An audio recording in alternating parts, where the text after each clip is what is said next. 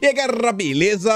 Como é que vocês estão? Meus amigos, o vídeo de hoje eu dividi aqui em 6 temas e eu quero começar falando dele, Jair Messias Bolsonaro. Mais especificamente, eu quero mostrar para vocês algumas notícias que saíram na grande mídia que me deixaram chocado. Vocês vão entender já já. Depois, vamos falar dela, sim, a PL 2630. Aí você deve estar se perguntando, aí dela, 2630, mas por que tem ali a foto do Lula e da Rede Globo? Não é à toa, é porque a Globo perdeu todo o pudor e pisou de vez no acelerador para ver se consegue aprovar esse projeto de lei que vocês sabem o que é que vai causar ao Brasil. Temos informações interessantes. Depois vamos falar da CPMI dos atos do dia 8, mais algumas atualizações e no final do tema vamos até pegar já um gancho com a CPI do MST. Algumas informações ainda mais interessantes. Quero mostrar para vocês alguns assuntos que foram veiculados na imprensa, dando passapano para o MST e mostrando que o desgoverno e a turminha aí que gosta de invadir uma terra possui alguns vínculos bem interessantes que eu creio que serão explorados durante a CPMI, inclusive levando ministros do governo para depor.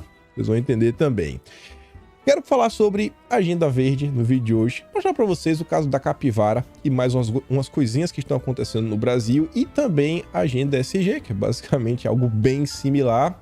Quero mostrar uma vitória que a direita teve e trazer um texto que eu acho que é bem interessante, que mostra o risco que o nosso agronegócio vem passando, vem vivendo, um risco para além, né, do MST. Mas vamos começar. Gente, sobre Bolsonaro, bem simples, tá lá em Ribeirão Preto, chegou o Rogério Marinho, juntamente com diversos políticos da nossa direita, postou o vídeo, o vídeo lá do Jairzão, no meio da turma, da galera, como sempre, sempre bem recebido, pode andar no meio do povo sem medo de ser vaiado, né, enquanto o Lula segue escondido.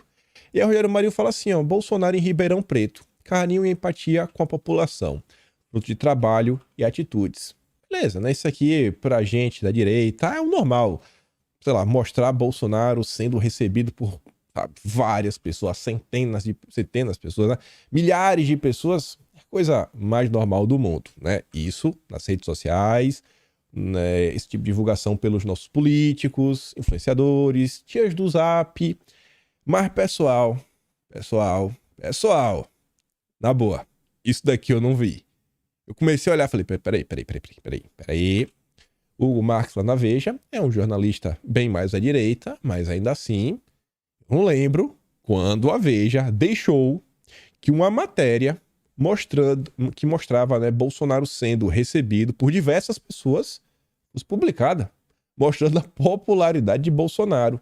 Aí tá ali, ó, Bolsonaro é recebido por apoiadores ao desembarcar para a AgriShow. A presença do ex-presidente na feira causou irritação no governo Lula e a matéria fala que ele foi recebido por várias pessoas, é um cara extremamente benquisto. E ainda colocaram essa imagem ali, ó. Vocês podem ver, tá no meio da matéria. Ainda divulga, ó, Bolsonaro é um cara popular. Aí eu já tava assim, né, surpreso. Esse que eu abro a Folha de São Paulo. Rapaz, minha mãe ainda tá aqui do lado. Na hora que eu abri, eu falei, mãe, tenho que bater um print. É porque aqui é um momento épico. Aqui é a página inicial, para quem nunca abriu o site da Folha de São Paulo, você vai lá na coluna de política, aí normalmente é assim, ó, tem um texto em cima, sempre com uma letra maior, né? Esse texto aqui normalmente não tem imagem, aí depois tem a matéria meio que de destaque, que é no centro, ó, Datafolha, faz 40 anos, unido rigor científico, agilidade do jornalismo. E aí embaixo eles sempre colocam 3 imagens. Essa é a capa da página de política da Folha de São Paulo. Gente, olha qual é a terceira foto. É Bolsonaro, no interior de São Paulo.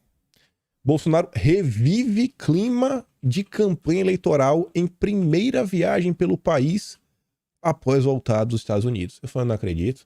A Folha de São Paulo está noticiando que Bolsonaro foi recebido por diversas pessoas e segue como um cara extremamente popular e carismático. A Folha de São Paulo está mostrando que ela sempre escondeu. Eu falei, rapaz, eu tô surpreso. Mas aí eu fiquei chocado. A Globo. Lauro Jardim, colunista mais importante do jornal o Globo, ele mesmo soltou a nota ontem. Aí eu falei, rapaz, tô começando a ficar, tá começando a ficar estranho isso aqui, viu? Essa é a foto. Você vê Bolsonaro chegando, cheio de gente, um empurra, todo mundo feliz. Depois ali, em cima do carro, né, saudando todo mundo, no mar de gente. em Ribeirão Preto, Bolsonaro... Olha essa manchete. Repete alguns clássicos de suas aparições públicas. E assim, pessoal, o que é algo clássico, né? Repetir um clássico. Clássico é uma coisa, nesse sentido que a matéria vai falar, né, sobre Bolsonaro, é uma coisa que meio que é normal, né? Que assim, falou, pô, bicho, isso aqui é clássico, né? Pô, Bolsonaro, clássico, é como se fosse um jargão, uma coisa que ele sempre diz. Então, assim, ele repete alguns clássicos, ou seja, ele repete coisas que, em tese, são bem normais, que sempre acontecem. E aí vamos dar lá na matéria. Trouxe na íntegra. Não pulei nenhum parágrafo. Olha só. Jair Bolsonaro repetiu, hoje à tarde em São Paulo, na véspera de sair da AgriShow, 2 cenas clássicas de seu modo de fazer política nas ruas. Primeiro, teve um momento no aeroporto, uma cena corriqueira em sua arrancada rumo à presidência da República entre 2016 e 2018. Tá errado ali do Lauro Jardim. Centenas de pessoas foram ao aeroporto Leite Lopes, em Ribeirão Preto, recebê-la aos gritos de mito e erguendo bandeiras do Brasil. O Lauro Jardim está falando que isso é algo corriqueiro, algo comum, que sempre aconteceu. E a Globo sempre escondeu, sempre abafou. Antes, Bolsonaro, claro, deslocou-se de Brasília até o aeroporto Paulista no voo de carreira. No avião, trajava uma camisa de futebol. Depois, já em Ribeirão Preto, Bolsonaro reestreou outra cena do seu repertório. Uma motocicleta na qual ele acompanhou o cortejo de pé em cima de uma caminhonete. Tudo o que se passou hoje foi um aperitivo. Amanhã, Bolsonaro vai à maior das feiras do agronegócio brasileiro. Ou seja, o que aconteceu foi só um aperitivozinho, viu? Hoje que é o dia, hoje tem. Lá da Folha de São Paulo. E acabou aí. Não tem nenhuma crítica, não. Piadinha, ironia, nem nada. Eu não sei o que é que tá acontecendo, mas isso daqui foi o relato da imprensa ao longo das últimas horas. Eu fico até pensando o seguinte, né? Que pode ter conexão com o próximo tema. Será que pela primeira vez na história a imprensa brasileira começou a falar a verdade sobre Bolsonaro para mandar um aviso assim, ó, Lula, se a PL 2630 e o dinheirinho para os jornalistas não passar, a gente vai começar a falar a verdade sobre Bolsonaro, ele vai deixar de ser o malvadão, e aí as chances do PT como um todo, inclusive para 2024, vão desaparecer. O Brasil vai ser pintado de verde e amarelo. Talvez seja um recado pro Lula, né? Tome juízo, senão a verdade vai começar a ser dita pela imprensa. Vamos parar de mentir. E vamos falar do PL 2630, né? Vejam só. Isso aqui a gente comentou, deve ter uns 3, 4 dias. Inicialmente saiu uma nota no Metrópolis, onde a própria turma lá questionava, acho que escreveu foi o Gustavo Zucchi, escrevendo na coluna do Igor Gadelha.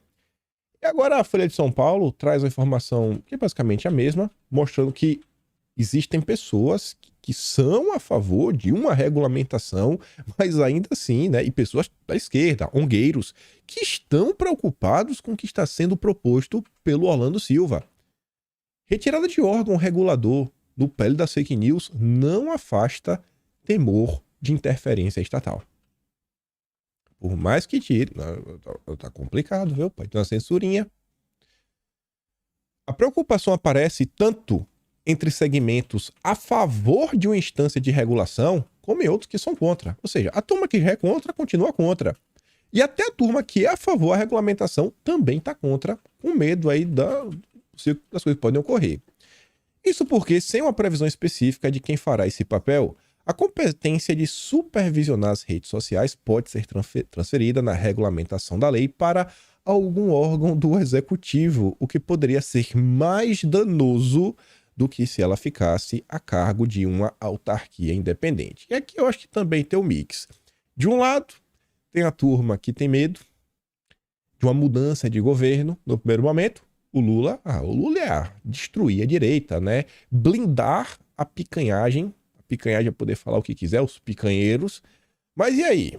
Se tiver uma mudança de governo, se vir um presidente que não seja alinhado à agenda de esquerda, e ele começar a punir mentiras, aí a turma da esquerda pode ter muitos problemas, né? Fala, isso é complicado. Então, não pode deixar cargo do executivo. E uma autarquia independente terão, né? Membros da sociedade civil, ou seja, os zongueiros vão estar lá, e aí eles mesmo, né, vão poder regular, né, como é que as coisas vão funcionar. Não tem ninguém besta. Mas vamos continuar. Olha que engraçado. Senhor Felipe Neto, compartilha ali os dorminhocos. Fala o seguinte, ó. Twitter acaba de censurar perfil sob pele das fake news sem dar motivos algum.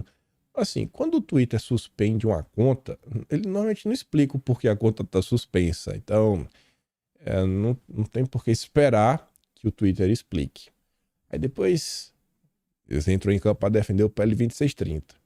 E aí, eis que o Foca fala assim, ó. O Google está pagando para impulsionar posts contra a lei 2630 de regulação das plataformas. O Twitter simplesmente apagou um perfil que defendia o projeto sem dar qualquer motivo. É isso uma das coisas que o PL quer impedir, que plataformas possam remover contas sem explicação. É sério, Felipe. Vai vir com essa. Gente, a gente mostrou, deve ter 2, 3 dias, um site que foi criado para defender a PL 2630 e estão pagando por impulsionamento. Mas o Felipe Neto quer falar que é o inverso. É a Google que está pagando para divulgar sites que são contra o PL 2630. Aí você acredita quem você quiser, né? Nas palavras do Felipe Neto ou nos prints reais de impulsionamento que a gente mostrou deve ter 2, 3 dias. Mas vamos continuar. Essa não é uma parte interessante. É aqui, ó. A Globo perdeu toda a vergonha. Toda. Jogou no lixo. Nunca teve, né? E aí fizeram uma matéria. Mas pensa numa matéria editada de efeito especial, disso, daquilo, outro, etc. Que deve ter dado um baita trabalho, fora um custo elevado para fazer algo assim. Bons profissionais para mostrar o mal da internet. A Globo, ela utiliza, passou no Fantástico, do pensamento metonímico, onde ela pega uma parte para falar que aquela parte, aquele recorte pequenininho daquele micro-universo, daquela micro-bolha é o todo, que é tudo igual, sabe? Aquilo ali, olha, meu filho, se o seu filho tiver no celular o Discord instalado, o rapaz liga pra polícia. Sei que é o seu filho, mas liga pra polícia. O seu filho é um criminoso. É basicamente isso que a Globo tenta passar ao final da matéria, né? O sentimento que ela tenta colocar no coração das pessoas. Aí tá ali, né? Agora, o Fantástico chama atenção para a tolerância das plataformas em relação a conteúdos violentos, isso, aquilo, outro, blá, blá, blá. Aí vem o Felipe Neto, apenas assista a matéria. Gente, essa matéria do Fantástico tá falando sobre Discord. Vou deixar bem claro, ó. O Choquei também fez questão de destacar. Colocar a nota completa, a matéria completa e também um recorte, ó.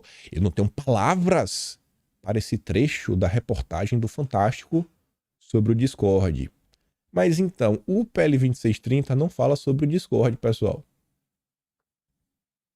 O PL 2630 não fala sobre o Discord, ou seja, a Globo usa o seu programa de maior audiência no domingo, Fantástico, para promover o terror no coração das pessoas, utilizando uma coisa que não está contemplada no PL 2630 para tentar impulsionar o clamor popular pela aprovação do PL 2630. Você tá entendendo o nível da baixaria? Só que não para aí, não para aí, não para aí. Aí acionaram aqueles órgãos, né? Tipo os ongueiros profissionais. É tipo a ONG. É porque esses órgãos no final do dia, pra ONG, é quase a mesma coisa, né? As entidades da sociedade civil, né? As associações, tudo ongueiro. Mesma coisa. O PL das fake news beneficia todos os produtores de jornalismo, não só os grandes. Não, vai ser todo mundo. Confia em mim. Diz o presidente da NJ, Associação Nacional de Jornalismo ou de Jornalistas, né? Beleza. Aí tá ali, né? No texto, o presidente da associação, Marcelo Rett, classificou como totalmente irreal afirmar que apenas veículos de maior porte seriam beneficiados pela medida. Não, isso não é verdade. Acredita, gente, no Marcelo. Marcelo é um cara porreta. Eu fui pesquisar, né? Dessa vez não coloquei Marcelo e Jorge Soros. Eu já fui assim, Marcelo e Globo. Foi dessa vez. Eu falei, esse bicho deve ser da Globo. Só pode. Pra falar uma besteira dessa, deve ser da Globo. Aí eu achei o LinkedIn dele, né? Que aí, pô, mostra onde é que o cara trabalha. É bem óbvio. Aí quando tu aperta o LinkedIn, olha ali em cima, ó. Grupo RBS. Para grande parte dos brasileiros, falou de Grupo RBS, você fala, já tá explicado, né? Porque ele tá falando isso. Ele tá no RBS há quase 2 décadas. Se não há 2 décadas, está 20 anos e quebradinho, posição de destaque. Para quem não sabe o que é o grupo RBS, só para você sentir um pouquinho do drama, numa pesquisa básica, até na Wikipedia, né? Informações básicas. O grupo RBS é um conglomerado de mídia brasileiro, fundado em agosto de 57, pelo cara lá, etc, tudo mais. Aí veja, em 57, ao assumir como sócio da Rádio Gaúcha, o Maurício, sobrinho, dá início à formação do grupo RBS. 5 anos depois, a TV Gaúcha é inaugurada em Porto Alegre e mais tarde, em 1967, torna-se a primeira afiliada da Rede Globo. A primeira afiliada da Rede Globo, que tem aí entre os seus funcionários, né, o Marcelinho, esse Marcelo aqui, ele disse que todo mundo vai ganhar dinheiro, né? Você vai confiar no funcionário da Globo? Direto, né? Da primeira afiliada da Globo. É de doer, velho. Rapaz, a turma não tem pudor. Aí, pra não parecer que é um funcionário da afiliada, da primeira afiliada da Globo, que está falando que é uma pele do bem, que todo mundo vai ganhar dinheiro. Não, é o presidente da ANJ. Você vê, né? O presidente da ANJ é funcionário há mais de década da primeira afiliada da Rede Globo no país. Cansa, né? Cansa. A Globo tenta enganar, fingindo que ninguém tá percebendo. Mas beleza, vamos continuar. Ainda sobre o PL da Rede Globo, né? Para o Pix da Rede Globo. Decisão do republicano de votar contra o PL das fake news divide bancada. Até falei ontem. Para acreditar naquela conversa mole do Marcos Pereira só após a votação. O projeto, desde o início, sabe, é um cataclisma. O Marcos Pereira com aquele papinho que não, que etc, que somos independentes, somos a favor, sabe, de lutar contra as mídias. Balela. O Marcos Pereira está negociando o cargo, muitas vezes até pedindo favor pro Kassab, para não aparecer tanto em público. E foi por isso que ele votou pelo sim. Aí agora disse que vai votar não. A matéria do Metrópolis diz o seguinte, que a decisão do Marcos Pereira de fechar a questão meio que dividiu a bancada.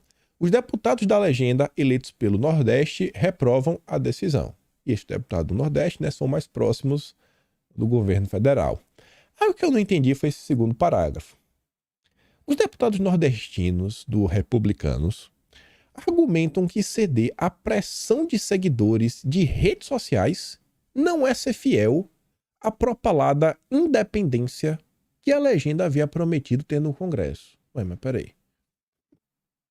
A política de neutralidade, que foi estratégica para atender ao crescente desejo dos parlamentares do partido de proximidade com o Planalto.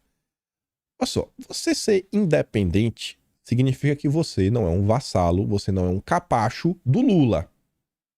Que você pensa por você mesmo.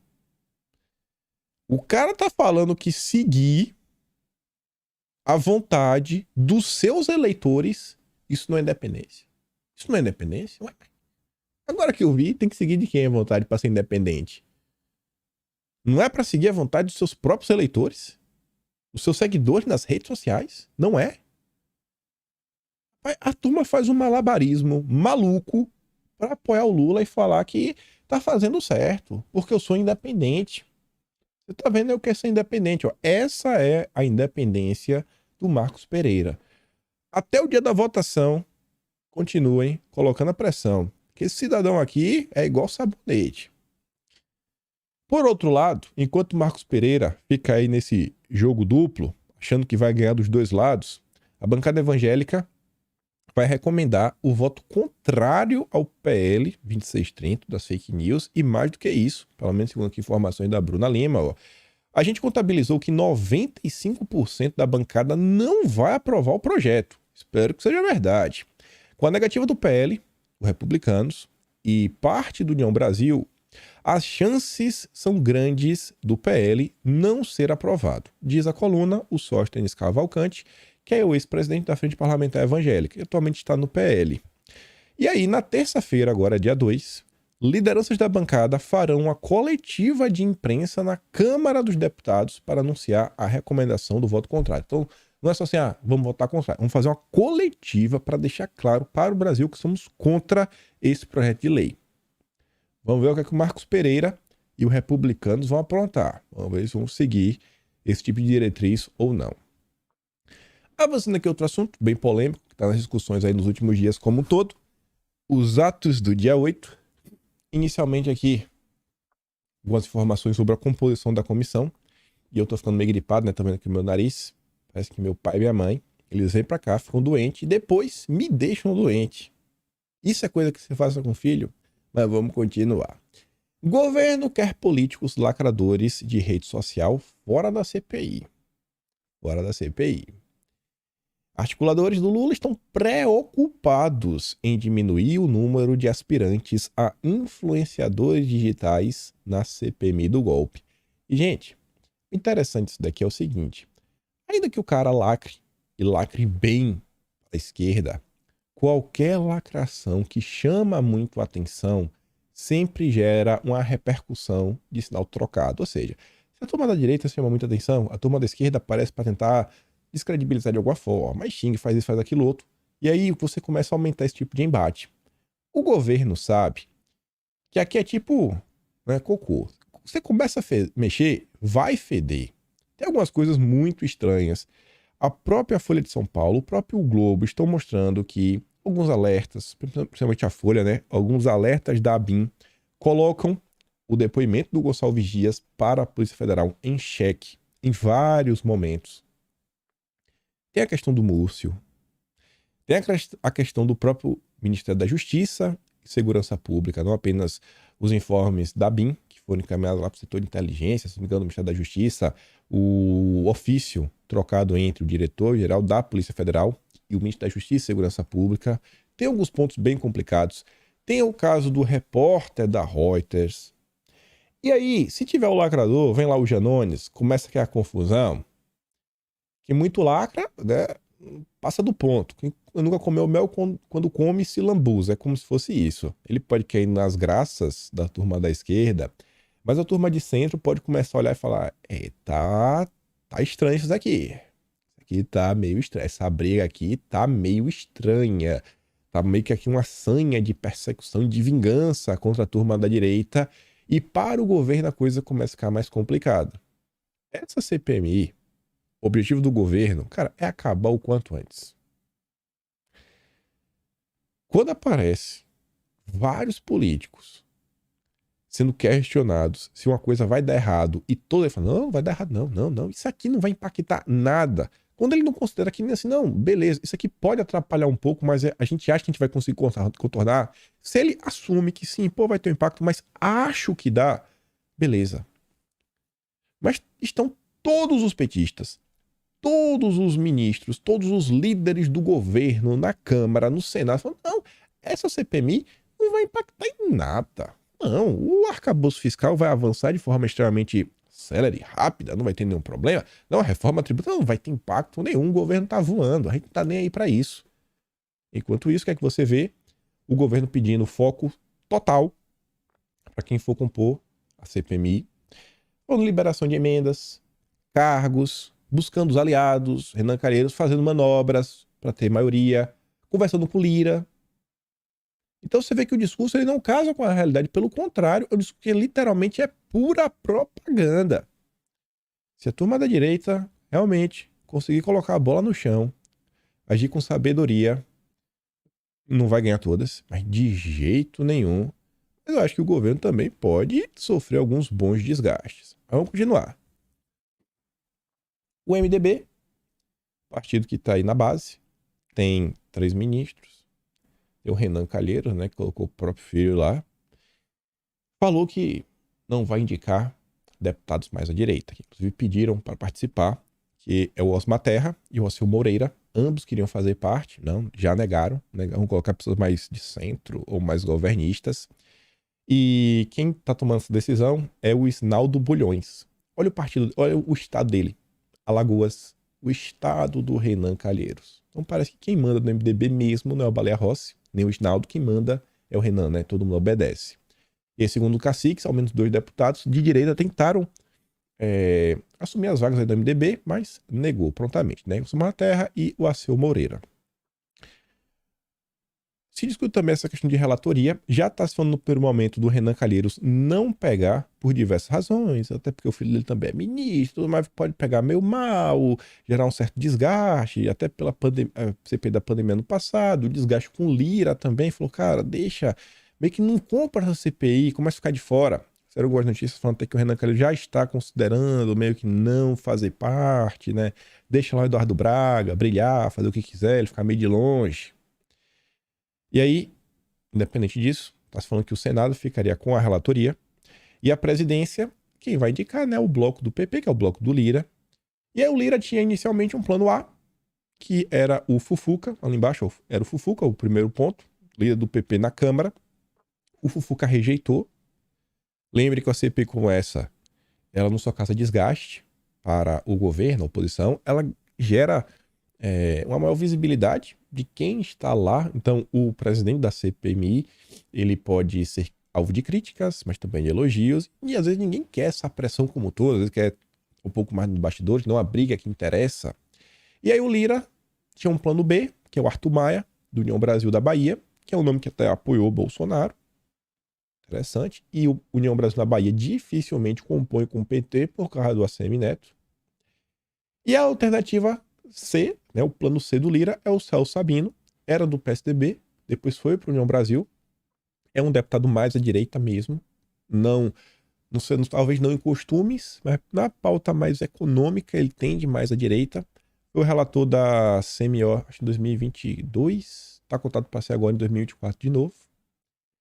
E é um nome que vem sendo cotado pelo Lira. É um nome que, a priori, pelo menos, é um pouco mais neutro. No mínimo, neutro, tá um pouquinho de oposição. Mas governista não dá para bater o martelo e falar que é. Deixa eu dar uma pausa aqui rapidinho.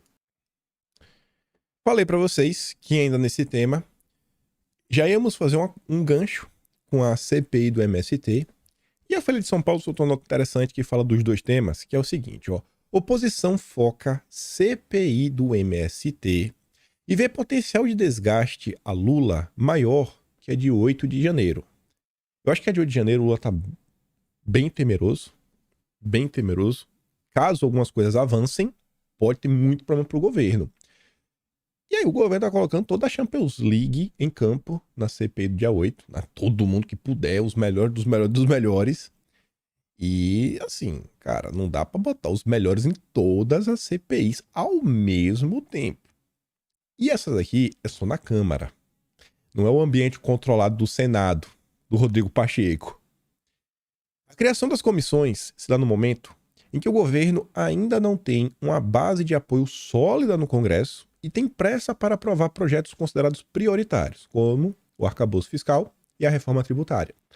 No vídeo de ontem falamos que o Centrão vem enxergando todos esses movimentos como uma tempestade perfeita para ver o governo se desgastar, se desgastar, se desgastar. E aí, diante da dificuldade, né, você aparece estendendo assim uma mão com um boleto, uma fatura gigante para pagar. Mas se quiser ser salvo, né, podemos te ajudar. O Sóstenes Cavalcante, ele afirmou para a Folha de São Paulo que a comissão do MST poderá dar mais dor de cabeça ao executivo pela proximidade da entidade com Lula. O movimento é um aliado estratégico do petista. E, pessoal, eu andei ouvindo algumas coisas. Conjecturas. Que a CPI do MST, ela pode, assim, ampliar de uma forma que ela pode talvez virar a CPI do Conselhão. Já explico, mas vamos continuar. Cadê? Diferentemente de como ocorrerá na CPI do dia 8 de janeiro, que nem o PT do Dilma, nem o PL de Bolsonaro vão ficar com cargos de comando, a CPI do MST se encaminha para ter deputados de oposição na relatoria e na presidência. Eu espero que isso realmente se confirme. A oposição comandada do início até o fim. Presidência e relatoria ainda ter maioria na CPI do MST. Aí a coisa vai ficar boa, vai ficar bacana. O ex-ministro Ricardo Salles é favorito para assumir a relatoria e o Zucco, a priori, presidente da comissão. E aí fala, a comissão vai ter 27 membros, né, e 27 titulares e 27 suplentes. Segundo os cálculos, 9 vão ser do bloco do PP, União Brasil, PSDB Cidadania, PDT, PSB, Avante, Solidariedade Patriota. 8 do bloco MDB, PSD, Podemos, PSC e Republicanos. 5 para o PL, 4 para o PT, PV, PCdoB e 1 PSOL Rede. Deputados ouvidos pela reportagem afirmam que é possível criar uma maioria da oposição no colegiado, uma vez que mesmo em partidos que são considerados da base do Lula, existem parlamentares que são alinhados à pauta da bancada ruralista e têm uma voz forte no partido. MDB está nesse meio. União Brasil também. Deputados ouvidos pela reportagem... Vou repetir. Já na CPI do dia 8 de janeiro, né? Serão 36 membros, pelo menos por enquanto. A oposição meio que se vê desfavorecida. Essa maioria vai depender da CPI do dia 8. Saber se realmente a oposição vai ficar para trás. Não dá para bater o martelo ainda. Mas vai depender de partidos que não são integralmente alinhados a Lula. Como União Brasil, blocos como o MDB no Senado, que é comandado pela sigla aliada, mas integrado também, por exemplo, pelo Podemos, que se declara independente. Aliados de Lula avaliam sob reserva que será crucial que tais partidos indiquem nomes, ao menos moderados. E olha só, também entendem que será fundamental ter apoio do bloco do Lira, mas que o presidente da Câmara pode cobrar um preço político alto para cobrir a maioria da comissão governo. Tem um preço. O Ministério da Saúde, quem sabe? E aí vamos falar um pouco mais da CPI do MST em si. Quem são os primeiros alvos da oposição da CPI do MST? Como assim um dos alvos prioritários, dos primeiros, vão chamar o João Pedro Stedley, antes mesmo de ministros de Lula. Você se pergunta, mas vai chamar o ministro de Lula na CPI do MST? Mas por quê? Aí você pensa, não, deve ser o ministro da Agricultura, porque, sei lá, né, não tá falando muita coisa, ou da Justiça. Mas, gente, eu acho que talvez um dos primeiros ministros de Lula, talvez não um dos primeiros, mas um que tem assim, alta chance de ser convidado, é o Alexandre Padilha. Aí você fala, mas peraí, pô, o Padilha é o ministro das Relações Institucionais, que faz ali o meio de campo com os parlamentares. O que é que tem a ver o Padilha com o MST? Pensa só um pouquinho. Outros possíveis alvos da comissão seriam representantes de governos estaduais ligados ao Palácio do Planalto e que estariam facilitando as invasões do MST. Aí veja. Ministro de Lula rebate colega e diz que não há comparação entre o dia 8 de janeiro e ações do MST. Ele está falando que o dia 8 foi muito pior que o MST do bem. Quem falou isso foi o Paulo Teixeira, do Ministério do Desenvolvimento Agrário. MST vai chamar o Fávaro para a feira em contraste com o desconvite da AgriShow. O Fávaro não foi para a AgriShow com medo de ser cobrado sobre o MST e ele vai lá, né, visitar o MST. Esse é o governo do Dilma. Governo inclui MST em Conselho de Apoio à Criação de Políticas Públicas, ou seja, o conselhão do Lula e do Alexandre Padilha. O Padilha, ele apareceu, né? Se liga.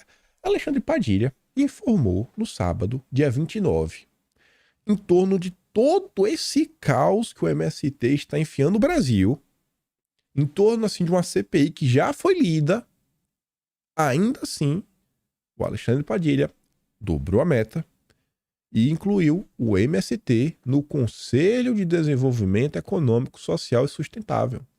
Eles dizem que o MST é um movimento que não tem chefia. Muitas vezes, eles tiram o corpo de fora, na hora que tem aí a polícia em cima das invasões. Não, mas não tem. É descentralizado. Uai, mas se é descentralizado, como é que o MST vai estar no Conselhão? O colegiado recriado em março, pelo Dilma, é formado por movimentos sociais para assessorar a formulação de políticas públicas.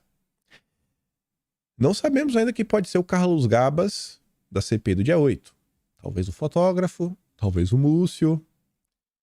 Talvez, na CPI do MST, o Carlos Gabas ou o Alexandre Padilha. Ministro Alexandre Padilha diz que não há fato que justifique a CPI do MST. Uai, tá com medo, Padilha? Tá com medo do quê? Pessoal, olha só. Olha só. Esse conselhão, ele discute ideias que podem levar a políticas públicas no Brasil. O Dilma chamou para o conselhão vários varejistas, como a Luísa Trajano, que foi que o governo propôs taxar as comprinhas internacionais, que coincidentemente deixaram os varejistas extremamente contentes. Aí, o Dilma convidou desde o princípio o José Gomes, o seu sobrinho de consideração, filho do ex-vice-presidente José Alencar, chamou o José Gomes, né, para fazer parte do conselhão. Aí o Dilma foi pro Oriente. E ele levou quem? O Stedley, do MST. Então o Stedley também, olha só, o Stedley, o MST, está no mesmo conselhão que o José Gomes, o Luiz Trajano. E aí eles vão para lá, pra fazer o meio de campo, mostrar, né, como é o MST é porreta, é bacana, sabe de tudo do agro. Aí na volta da viagem que o Dilma levou o Stedley, a Shine, veio pro Brasil, Xien, eu chamo de Shine, veio para cá, teve um alto papo com a Haddad. E agora a empresa do sobrinho do Dilma, né, o José Gomes, subiu em consideração, firmou uma parceria para produzir 85% dos produtos para Shine vender no Brasil. E isso foi pós a viagem que contou com a presença do MST. No momento onde o governo deveria tentar dissociar a sua imagem do MST e falar, não, nós não somos amigos. Não temos nenhuma proximidade. O governo traz pra dentro de casa, bota pra dormir na cama e abraça. E aí você começa a peraí, o conselhão, MST, as políticas públicas, e aí o governo tá demitindo a galera do INCRA, tocando terror pra botar os indicados do MST. Aqui tá noticiando a imprensa, foram vários. O MST reclama, eles vão. O MST reclama, plano emergencial de reforma agrária. E todo mundo junto no mesmo balaio. E aí o José Gomes? Eu tô achando que essa CPI, e aí eu falei, conjectura. A turma falou que pode começar no MST, daqui a pouco tá o José Gomes e o Haddad sentado lá e tá falando de arcabouço fiscal, compra online na CPI do MST. Porque você vê no final do dia tá todo mundo muito próximo um do outro, né? As coisas começam a se juntar. É interessante ver. Vamos ver pra onde vai essa CPI, né? Quero que ela comece logo, quero que essas CPIs comecem, pra gente ver como é que serão aí as discussões. Eu quero, na verdade, que o Brasil, né, tome jeito e comece a discutir o que realmente importa. Mas o Dilma parece que não tá nem aí. Ontem também, a fazenda da família da Tereza Cristina foi invadida. Por sem terras. Não, sem terra lá tentou ocupar a fazenda da família da senadora Tereza Cristina, localizada em Terenos, Mato Grosso do Sul. Eles se retiraram ainda pela manhã, pacificamente, após a intervenção da polícia militar. A polícia chegou e foram numa boa. Isso é MST, né? Desculpa, MST não. Falando que é sem terra. Não confirmaram se era do MST, né? Então perdoa, foi sem terra, né? Tá bom.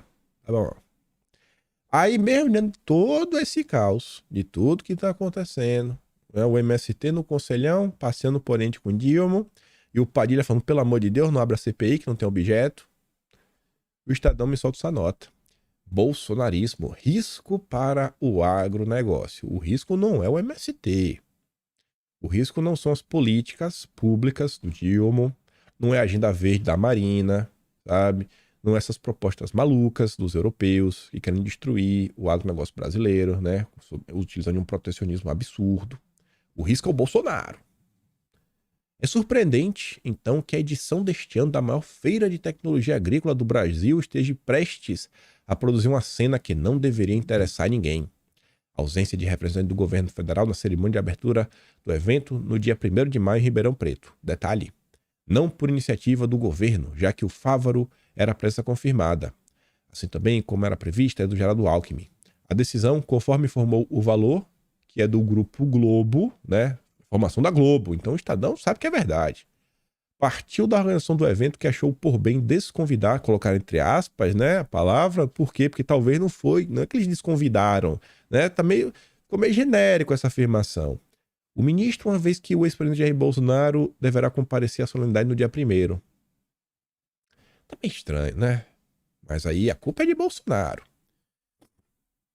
Aí o Estadão faz no Estadão, nossa, um editorial choro do início ao fim. Mas o bolsonarismo não consegue conversar com quem não segue sua cartilha. Em vez disso, queima pontes e encara adversários como inimigos. Vem cá, quem é que tá tocando terror e se vingando, sabe, por puro ódio e pressão da MST, demitindo todo mundo do INCRA? Quem foi o deputado federal, né, de um partido vermelho, que tem até uma estrelinha, que a nota da Folha de São Paulo falou que não se conversa com bolsonarista, que eles não vão participar de nenhuma audiência pública, que exista nenhum bolsonarista. Quem é que tá falando isso daí? São os bolsonaristas, é? Quem é que tá invadindo terra? É bolsonarista? É? Não. Mas quem não sabe conversar? Quem não sabe conversar são os bolsonaristas. Não é esquerda, não. Uma triste lição que ficou evidente nos últimos 4 anos, com efeitos deletérios nas mais diversas áreas. É o que eu digo. Por isso que eu falei que eu fiquei chocado com a imprensa divulgando que Bolsonaro tá passeando por aí, né? Acho que foi um recado pro Lula, ó. Garanta o dinheiro da imprensa no PL 2630. Se não, vamos falar a verdade, só de pirraça. Divergências políticas, por óbvio, são o oxigênio da democracia e é natural que produtores rurais, assim como demais eleitores, se identifiquem com partidos e governantes que melhor representem seus interesses. Em poucos meses de governo Lula, o Sem Terra voltou a afrontar a lei e invadir propriedades. Aí depois não quer falar que o Fávaro, não, olha só, o Fávaro ele é combativo, né? Ele que condenou as invasões do MST. Ele tá aí no evento do MST, né? Foi convidado. Aí tá o Padilha aí também, né? Colocando no conselhão. Então, essa é a imprensa brasileira. Essa é a imprensa brasileira. É suja. Joga abaixo. Meu Deus do céu.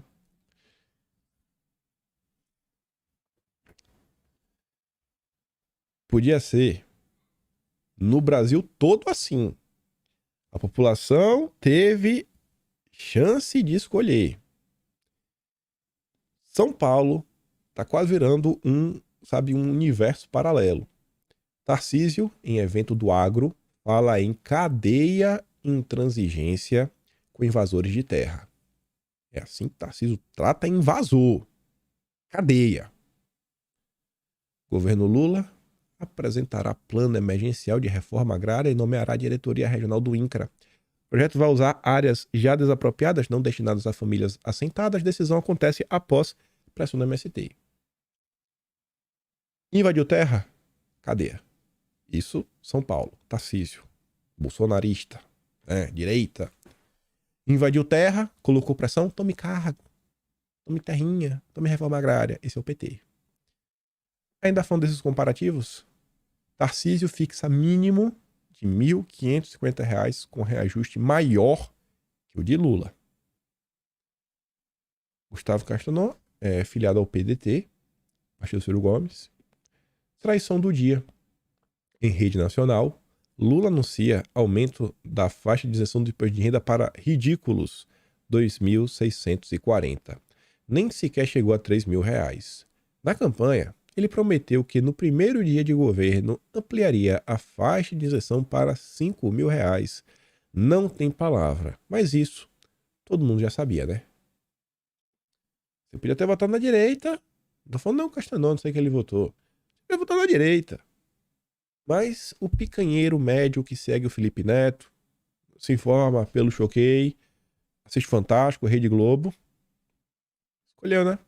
Agora aguenta. Olha que interessante isso aqui também.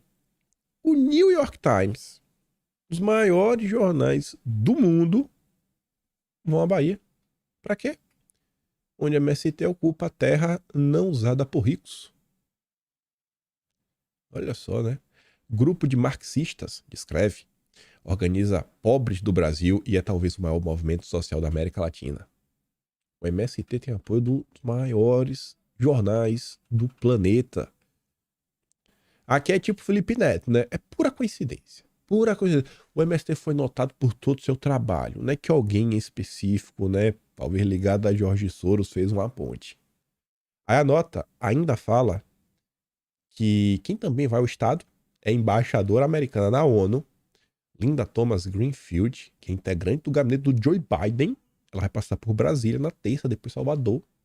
vai abordar a equidade para comunidades raciais indígenas marginalizadas, né? Pauta identitária até o talo, problemas que não existem no Brasil. Com autoridades vai discutir nossa parceria na região e na ONU. Olha, esse é o Dilma, viu? O cara que luta pela soberania nacional, o cara que quer peitar o imperialismo americano, trazendo aí a parceira do Biden, a secretária dele. Falando do gabinete, vem aqui, vem, chega aí, chega aí. Chega aí, quem manda aqui é o Biden. E pra você ver como são as coisas, e aqui a gente começa a falar algumas coisas da agenda verde, no final de semana, a AP, né, a Associated Press, que é um dos maiores blocos aí de comunicação do planeta, a Voz da América, destacaram que Lula reconhece 6 áreas indígenas. O mundo tem interesse na demarcação de terras indígenas. Será que o mundo tem interesse na demarcação de terras ou que está abaixo dessas terras? Realmente, né, o ouro, diamante, lítio, né, metais nobres, metais necessários para a transição energética. Vamos falar um pouquinho dessa agenda verde, né? Se liga. A gente faz sobre a pauta internacional. IBAMA nega que vai devolver capivara a influenciador. Ele deve estar acompanhando o IBAMA do Lula e da Marina. Falou que negou que a justiça tinha determinado a revolução da capivara filó. Não, a justiça negou. Negou na noite do sábado. Segundo o IBAMA, a decisão apenas autorizou a Comissão de Proteção aos Animais da Assembleia Legislativa do Estado do Amazonas citar o animal. Só isso. Nada mais. Aí a deputada tá acompanhando o caso, picanheirazinha, viu? Tá tentando poupar o Lula, falando que o Lula é gente boa, aqui o Lula tem que ajudar, o desmonte que o Bolsonaro fez. Ela tá tentando tirar a barra do Lula porque pegou muito mal. Ela achou que ia lacrar, que ela ia brilhar, salvar o menino, e ninguém ia falar que era o IBAMA do Lula e da Marina. Aí ela fez uma live mostrando, né, a situação do local. Você vê que uma coisa é tão feia. Glória Pérez, já escreveu várias novelas, até pra Globo. Glória Pérez compartilhou o vídeo, gente. Ela dali, aquela cela, meio sujinha. Realmente lá do Cetas, né, que tava lá a capivarinha. A Filó tava lá. Imagina, tirou da casa do menino pra levar pra uma condição dessa. Aí o IBAMA falou que não avisaram nada pra gente. No final da noite aqui do dia 29, a justiça manda IBAMA devolver capivara à influência até o fim do processo. Aí você vê a humildade do juiz, né? Enquanto o IBAMA do Lula, com tanta coisa pra resolver, vai tirar a capivara do menino que tá tratando igual um filho. O juiz fala, ó, ele ressalta que não é Filó que mora na casa de Agenor, mas o autor vive na floresta. Gente, ele não mora no apartamento. O cara mora na boca do rio. Então quero falar de maus tratos. É porque ele botou uma foto com a capivara no TikTok. Meu Deus do céu. Sabe? É um argumento sem pé nem cabeça. Mas assim, é coisa de maluco. Essa é a preocupação do Lula na agenda ambiental. Só. É lacração. Aí você vê, ó. Olha a Folha de São Paulo. Bolsonaristas usam capivara filó para atacar IBAMA, diz o presidente do órgão. Tá vendo aí, né? Se você é a favor que a capivara esteja numa condição mais adequada, se você concorda com o juiz que falou que o jovem mora na floresta e acha que é melhor que ele naquela cela suja, feia, você é bolsonarista. Depois a imprensa não entende porque cada dia mais perde eleitores, perde audiência e perde relevância.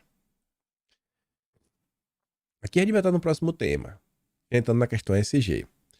Pega ali o que a nota da Folha de São Paulo falou no New York Times, né? Que não, reconheceu aqui a turma, pô, as terras indígenas, porreta demais. Nossa, melhor coisa que o Dilma fez na vida, a terra indígena é muito importante. Além disso, existem algumas polêmicas, algumas histórias cabulosas. Vale a pena vocês olharem algumas teorias da conspiração por trás da questão de Alcântara, a base de lançamentos. Assim, o Brasil tem uma posição extremamente estratégica no planeta inteiro. E aí meio que teve uma espécie de uns acidentes no passado. Dizem que o Brasil pode ter sido sabotado para a base de Alcântara. O Brasil não se desenvolver e se tornar uma potência.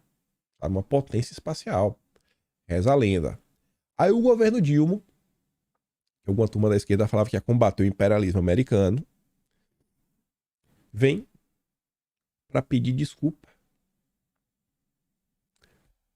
a turma aí, né, que morava na região do centro de lançamento de Alcântara. E já tem gente até falando que tem que ter marca terra indígena ali, viu? Olha só, os índios vão ser donos dos foguetes. Foguete indígena. Já pensou? Esse é do bem. Esse aí é de cipó. Ah, Jesus. Não faz nenhum sentido. É umas coisas que você fala assim, cara, como que alguém da esquerda ainda fala que o Lula, sabe, tem algum tipo de alinhamento com a Rússia, com o Oriente e tal, vai peitar os Estados Unidos, tá abraçando toda essa agenda nefasta. Aí tá ali, ó. Não, mais uma vez. PDT. Mais terras para as ONGs internacionais. O nacionalismo tabajara apoia. Uma pausa aqui, peraí. Tá vendo, né? Falando de sabotagem. Tô falando. Vieram pra Austrália pra me deixarem doente. Estão tentando me tirar do ar. Meu pai e minha mãe, minha própria família, viu? Tá tudo errado. Mas vamos continuar aqui. Ainda a questão da agenda verde. Olha a turma do desgoverno do Lula. Isso daqui era uma agenda de Bolsonaro. Mas que tentou. E os zongueiros e a turma do PT e do PSOL foi contra. Fizeram de tudo pra não sair do papel. É fazer o quê? Em tese, não era recapear. Mas assim, não nem mais recapear, né? Tá no ponto que tem que construir do zero. Gente, isso daqui é a BR-319. Olha o estado. Não tem nem o que recapear. Vídeo da BR-319, Porto Velho, Manaus, uma rodovia federal que luta há 20 anos contra forças internas e externas para ser asfaltada. Foi esta rodovia que foi necessária para levar caminhões de oxigênios para Manaus na pandemia. Imagina aí, viu? E o Dilma tá aí. Aí, voltamos a falar. Era só ter apertado o 22 na urna. Pedágio terá redução de 9% em rodovias de São Paulo, veja os trechos. E o Tarcísio diz que redução vai além para quem usa a tag e de até 95% para quem passa todo dia no mesmo trecho. É diferença na concepção de como diversos setores, na verdade, duas ideologias diferentes, lidam com uma situação muito similar. Ainda no âmbito da Agenda Verde, a Justiça Federal suspendeu a exportação de gado vivo em todos os portos do Brasil. Sob qual justificativa? E aqui que está o ponto. A sentença é resultado de uma ação civil pública apresentada por uma ONG, né, o Fórum Nacional de Proteção e Defesa Animal. Segundo a ONG, os animais não têm espaço sequer para dormir.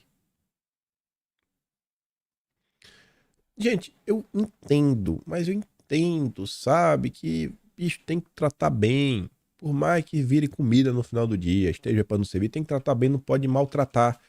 Mas será que isso aqui é o justificativo de você suspender toda a exportação de gado vivo? Toda assim, do início, toda? Vocês realmente acham que se toda essa exportação ela for feita de qualquer jeito, isso é vantajoso para o vendedor? Que se você manda numa condição realmente muito ruim, o gato chega lá numa condição tão assim, ruim, magrinho, doente, os morre no caminhão, você perde dinheiro. Tem que ter um mínimo de controle e qualidade. Eu achei a situação toda absurda que eu achei que era fake news do Amazônia Azul. Aí eu fui pesquisar e tá ali, ó. Justiça suspende exportação de animais vivos nos portos do Brasil. Mas ainda não é o mais intrigante.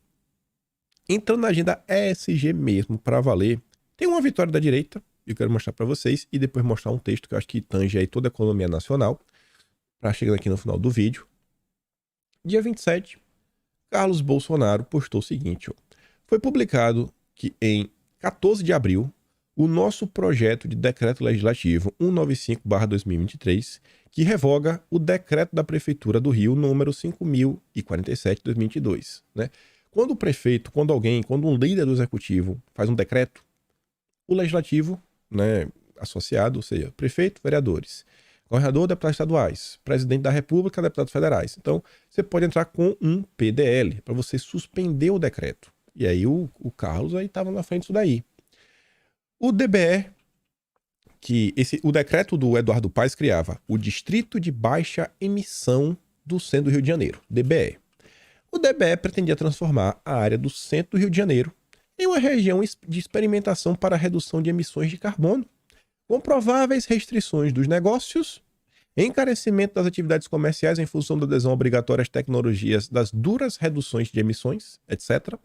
O requerimento de informações número 19.981 de 2022, que encaminhamos à Prefeitura questionando as consequências do DBE, retornou à Câmara Municipal, respondido de forma completamente absurda, que tornou ainda mais necessário o protocolo do PDL, e ele diz, no que depender de nós, o Rio não será palco do descompensado DSG, que gera mais desempregos e maior desertificação na região, já completamente aniquilado devido às consequências do fecha-tudo na cidade do Rio de Janeiro. Isso aqui foi feito a nível municipal. Muitas vezes a gente acaba acompanhando, né, o que acontece mais no macro, mas tem muita coisa que também dá para ser resolvida, sabe, na localidade, no estado. É importante. Olha a importância de você ter um bom vereador. Não só apresentou o PDL, mas conseguiu o quórum para ser aprovado. Parabéns, Carlos Bolsonaro. Isso daqui pode ser feito em todo o Brasil para diversas coisas, diversas decisões sem pé nem cabeça dos prefeitos. Você já imaginou como essa história de baixa emissão? Daqui a pouco tu não pode passar de carro na região. Daqui a pouco as lojas vão ter que começar a mudar os equipamentos. Daqui a pouco tu destruiu toda a região. Aí vem uma empresa grandona, bem, porque o centro, gente, independente se tá desocupado ou não, sempre vai continuar sendo o centro. Aí um monte de loja quebra, fecha, fica difícil de alugar. Aí vem aquelas empresonas grandes, os grandes empresários brasileiros, membro do conselhão. Compra preço de banana, né? É uma baita coincidência. É sempre a coincidência. Mas vamos continuar. Aí, no mesmo dia que o Carlos fez, na verdade, no dia antes, no dia 26, a Gazeta do Povo soltou uma nota muitíssimo interessante sobre essa relação da União Europeia com o Brasil, o acordo que o Lula tá assim louco para assinar, um acordo draconiano, se assinar do jeito que tá, e fala assim, que esse SG vira barreira contra produtos brasileiros nos Estados Unidos e na Europa. Um levantamento do CNI, Confederação Nacional da Indústria, em parceria com 19 entidades empresariais, elencou um total de 77 barreiras comerciais qualificadas e notificadas ao governo brasileiro. Dessas 10 estão relacionadas a critérios SG. Além de aumentarem os custos dos exportadores para atenderem às novas burocracias, prejudicando principalmente médias e pequenas empresas, os requisitos usados para justificar as barreiras podem ser questionáveis. Um exemplo, com base em casos registrados em olarias, o Departamento de Trabalho dos Estados Unidos incluiu todo o setor de revestimentos cerâmicos do Brasil na lista de produtos ligados à mão de obra infantil forçada. Cara, com base em pouquíssimos casos na olaria. Desconsiderando as diferenças entre as duas cadeias produtivas. Em outra generalização, o setor de vestuário foi incluído na mesma lista. Uma medida anti-desmatamento e avaliação dos Estados Unidos, alerta a CNI, pode vir a desestimular todas as importações originárias de determinado país, desprezando esforços individuais das empresas. Não, na empresa, é o país como um todo. E um mecanismo em implantação na Europa relacionado à taxação de carbono poderá servir de restrição disfarçada ao comércio apoiada na causa ambiental. Outra restrição dos Estados Unidos que pode impactar as exportações brasileiras é a proibição da importação de commodities e produtos derivados provenientes de terras desmatadas ilegalmente. O que é o desmatamento ilegal? Isso é complicado, porque vocês sabem, no Brasil, por exemplo, tem um código florestal extremamente, restrito. Tem locais que você tem que preservar 80% da terra. Você só preservou 79%, já é desmatamento ilegal. Eu falei, rapaz, foi 1%. É legal. Não pode mais comprar e vender. O Senado americano apresentou uma proposta em 2021, embora ela tenha expirado, o governo norte-americano já demonstrou que pretende implementar uma medida de combate ao desmatamento. A CNI avalia que a medida poderá gerar custos elevados para as empresas se adaptarem e afetará 9,4% das exportações brasileiras. Produtos como gado, óleo de palma, soja, cacau, café, celulose e borracha seriam afetados. Em termos de indústria, o Brasil já não consegue competir, porque não tem indústria no Brasil. A única coisa que tem é commodity. E as commodities ainda serão tributadas. Medida parecida tem análise pelo governo britânico. A legislação deve exigir que grandes empresas que usem produção ou vendam commodities de risco florestal realizem auditorias em suas cadeias de fornecimento e divulguem relatórios com o objetivo de combater o desmatamento ilegal por meio do cumprimento da legislação de proteção ambiental dos países de origem das commodities. Aí veja, essa medida, isso é óbvio, ela pode impactar, né, com custos adicionais e operacionais. Perda de grande fatia de mercado para produtores de outros países e possível queda nas exportações. Por quê? Porque tu vai ter que colocar uma auditoria. Tu não tinha esse custo antes. Agora tu tem. Agora você tem. Imagina a Marina com a regulamentação do mercado de carbono no Brasil, dentro da reforma tributária. Isso aqui tá falando de exportação, assim, outra empresa. E quando for no Brasil inteiro, o custo para operar. Por exemplo, eu sei que no Brasil, isso porque minha mãe, uns 10, bota mais de 10 anos atrás, tinha um negócio chamado que era PGRSS, Programa de Gerenciamento de Resíduos Sólidos. E o segundo S é o que, mãe? Serviço de Saúde, né? Eu falei certo, então, né? Então são 3 S. Não, beleza. Aí eu lembro que isso daí era coisa assim, não, você não tinha no passado, depois começou a meio que ser obrigado. Então você criou uma coisa nova que tinha que ter aquele plano. Então todo mundo tinha que fazer. Era um custo novo que aparecia. Tinha lá, tempo, tinha que refazer a licença e tudo mais. Imagina aí, tu lança teu programa aí de crédito de carbono, diz daquilo, daqui a pouco todo mundo vai ter que fazer agora. Não, aqui o programa de gerenciamento de emissões de carbono da empresa, né? Programa de gerenciamento de emissões de carbono. PGES. PGES. Programa de emissões de carbono. Louca que faz, não faz mapeamento, papapá, auditoria, papapá. E aí? Já pensou? A Marina Silva, né? Tem que salvar o planeta. Medida similar pode ser aplicada ainda neste ano pela União Europeia. Aqui está falando da due diligence, já foi aprovada ali pelo Parlamento Europeu, né? Depois teve votação no Parlamento Europeu, busca aumentar a transparência da cadeia de fornecimento. Vem a mesma coisa, mais uma vez, várias e várias auditorias e tudo em cima das commodities. E aí, eles tratam, por exemplo, o desmatamento ilegal, não o que não está de acordo com o Código Florestal Brasileiro, mas o que eles definem como ilegal. Eles falam assim, ó, se eu não estou enganado, qualquer terra na Amazônia que já não seja produtiva antes de 1º de janeiro de 2021, antes de lá, você não pode transformar em fazenda. Você fala, cara, eu comprei uma terra, eu estou preservando 80%. Só que antes da hora fazenda, não pode vender. É ilegal.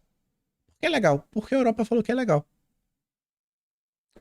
A CNI projeta que a medida será excessivamente onerosa aos exportadores, especialmente as pequenas e as médias empresas.